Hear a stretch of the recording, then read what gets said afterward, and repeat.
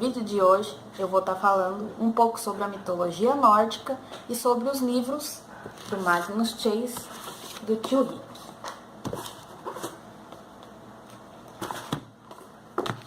Bom, ultimamente tá tendo uma moda, um estouro de livros sobre mitologia nórdica.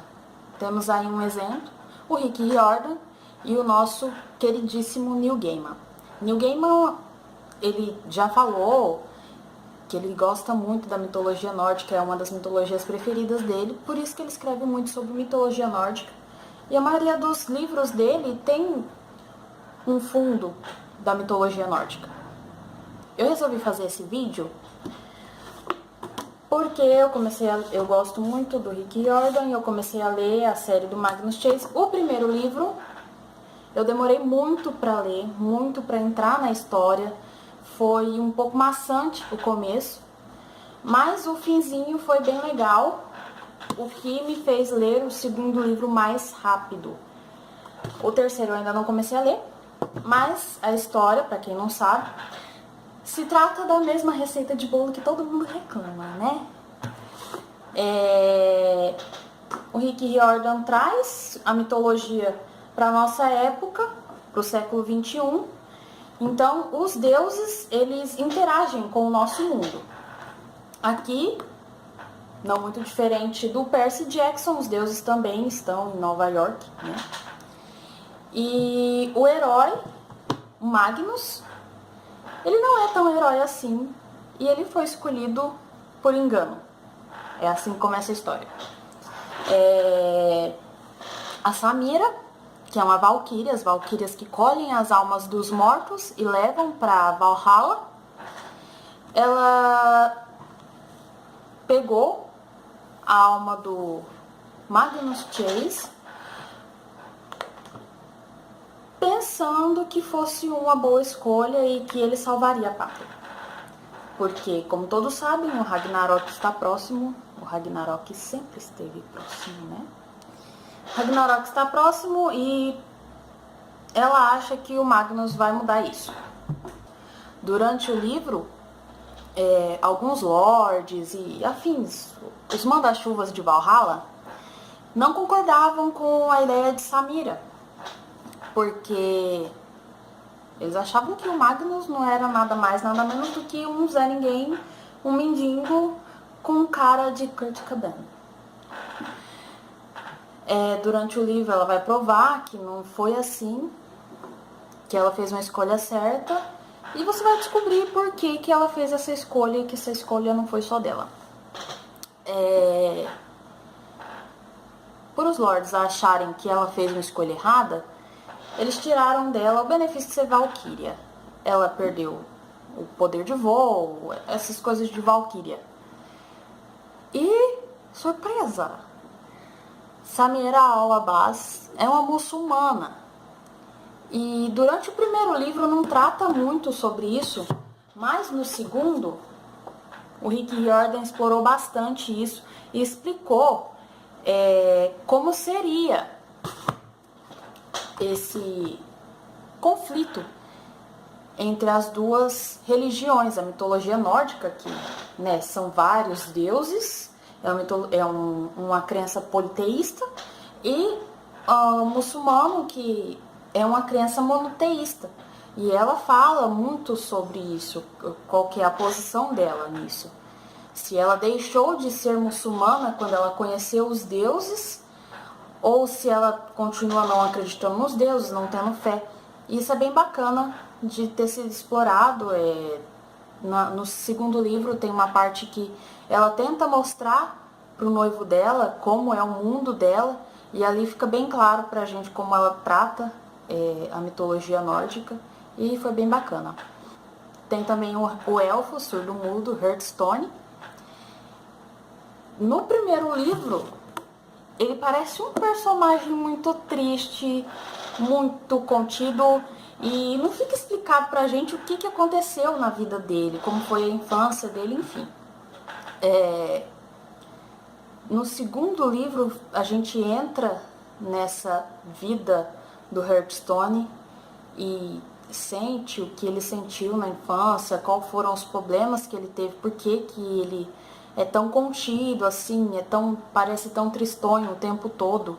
Ele parece que nunca ri, nunca sorri, é um personagem muito fechado. Então, no segundo livro, entrou bastante essa questão também do Hurt, e eu achei bem legal, porque mostrou que mesmo ele sendo surdo e mudo e ninguém dando nada para ele, ele foi muito importante e crucial em muitos momentos, muitas batalhas que tiveram. O Hurt que salvou todo mundo, tipo assim, tinha horas que os outros personagens ficavam encantados com algum som ou agoniados, e o Hurt não sofria com isso, porque ele não escutava.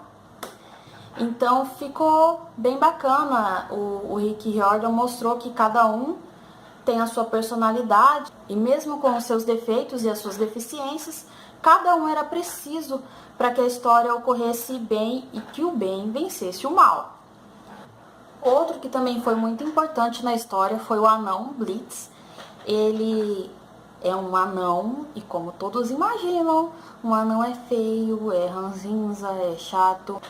Mas o Blitz quebrou toda essa aparência dos anões. Ele é um metrosexual e negro. Então, ficou bem legal isso de procurar mudar a aparência dos anões, aquela coisa incrustada que a gente tem. Ele é todo cheio dessa coisa de moda, de fashion, e o fashionismo dele não para só no que é belo, é também funcional. Tem várias vezes que ele tá de terninho, todo arrumadinho e com uma malha de cota para proteger, antiperfurações, enfim, ele é 1001 utilidades. E assim como o Hurt, o Blitz ajuda bastante em alguns momentos da história. No segundo livro, temos uma nova personagem, ou um novo personagem, não sabemos, temos que perguntar primeiro a Alex como está no momento. Por quê? Alex é um Arg, e os Arg são metamorfos, para resumir. Há dias que às vezes é a Alex, às vezes é o Alex. Então, o Rick Riordan explorou bastante essa coisa de identidade de gênero, e a Alex, ela não se encaixa em gênero nenhum. Apesar de que no segundo livro, na maior parte das vezes, ela se encontra como gênero feminino. No primeiro livro, para resumir a história, é sobre a Espada do Verão. Magnus Chase, os deuses de Asgard, a Espada do Verão. Então, nesse livro, trata sobre como Magnus conseguiu a espada e por que o tio dele, Randolph, queria essa espada. Como eu disse, foi uma coisa meio maçante, até a gente entrar na história, conhecer os personagens, enfim, foi um pouco maçante. No fim do livro, que deu uma agitadinha, teve uma ação e ficou mais bacana. Mas gira em torno disso, da Espada do Verão, que é uma espada que fala, que voa e que briga sozinha. Por isso que o Magnus é um personagem assim que é um herói, mas não é um herói. Na verdade, ele tem muitos medos, tem falta de confiança. É um personagem bem, assim, anti-herói. Ele não tem muito de herói. Então, na verdade, o herói da parada é mais a espada dele. Também fala, tratando essa parte da espada, eles vão contar por que tinha que ser o Magnus a pegar essa espada, qual que era a intenção do Randolph de pegar essa espada, com quem que o Randolph tá malcomunado, e como mostra a capa, esse lobinho lindo, maravilhoso, vamos saber por que esse lobo está na capa, né? É um lobo que está preso há muitos milênios pelos deuses e descobriram que aos poucos ele está se soltando das suas correntes. O que não era para acontecer, porque se ele for solto, vai começar o Ragnarok.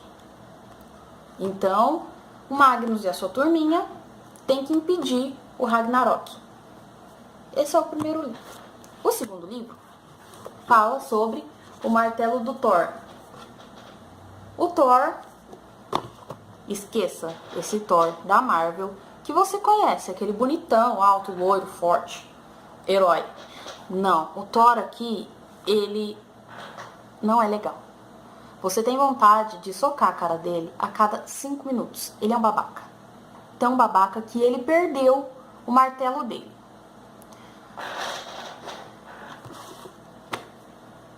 Então, Magnus e seus amigos têm que encontrar o martelo do nenezão.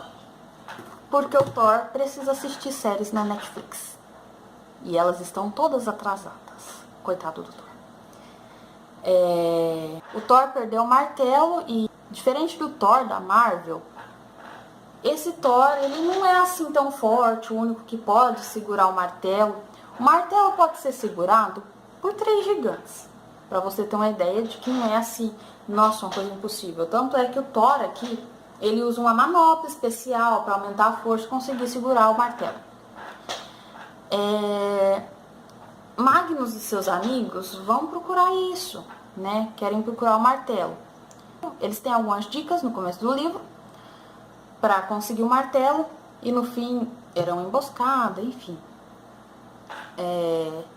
Eles descobrem que Loki quer que sua filha Samira case com o gigante e ela casando com esse gigante vai entregar o martelo do Thor de volta. Então, fica claro que gigantes conseguem segurar o martelo e qualquer pessoa que tenha muita força. O martelo não é assim algo impossível, igual a Marvel retrata. E também não é um martelo bonito, igual a Marvel retrata. É um martelo grande, estranho, com um cabo curto, sendo muito difícil segurar ele. Então, é uma coisa assim que quebra aquela coisa que a gente tem sobre a mitologia nórdica. Não é assim, aqueles heróis fortes, bonitões, não. Os nórdicos nada mais são do que vikings. Então, os vikings são aquela coisa, né? Bruta, estúpido, mal armados, barbudos. É assim que são os nórdicos e os vikings. Então, o Rick Riordan, ele traz bastante a veracidade da mitologia nórdica de uma maneira bem divertida. Eu recomendo que vocês leiam primeiro as séries do Percy Jackson, sobre a mitologia grega, a mitologia romana, depois passa pelos Keynes e para depois passar para o Magnus. Porque o autor, durante os livros, ele faz muitos trocadilhos, ele faz algumas piadinhas internas que só quem leu os outros livros vai entender. Por exemplo, no segundo livro, spoiler, Magnus Chase, como vocês perceberam, se vocês leram o Percy Jackson, ele é parente da Annabeth Chase, que é a namorada do Percy, e ele é primo dela, e eles casualmente se encontram para conversar um pouco. E ela fala no fim do segundo livro que ela está tendo alguns problemas porque tem um deus caído e uns imperadores loucos. Ela está falando sobre o livro de Apolo, as lições de Apolo. São 2 livros até agora que foram lançados. Que fala sobre Apolo, que caiu do céu e ele tem que cumprir as lições para ele voltar a ser um deus. No momento ele é um mortal. E imperadores romanos loucos. Então, alguns trocadilhos que, se você ler, você não vai achar graça, mas quem leu os outros livros vai entender e vai ser mais divertido, mais leve a leitura. Também tem o guia do Hotel Valhalla, É bom ler também esse aqui, porque em algumas partes o Magnus fala sobre o que ele leu no guia do hotel. Então, quando você lê isso, fica mais fácil de você entender algumas coisas na história, alguns trocadilhos também. Mas, resumindo, é uma história bem legal. Eu acho que apesar do Rick Riordan seguir a mesma receita de bolo que todo mundo fala, ele mudou o recheio e tratou sobre vários assuntos polêmicos, como ideologia de gênero, os surdos mudos, meterossexualismo, sobre heróis, que se você é protagonista você tem que salvar a pátria. Então ficou bem bacana isso. E também sobre religião, que é a questão da Samira. A Samira é muçulmana, o Magnus é ateu, ele não acredita em deuses e de repente tem um monte de deuses e aquela fantasia toda, né? Então é bem legal, ele tratou isso de uma forma bem leve, sem pesar ou enfiar a goela abaixo, né? E fazendo os leitores refletirem de certa forma. Eu achei isso bem bacana e acho que você deve ler Magnus Chase.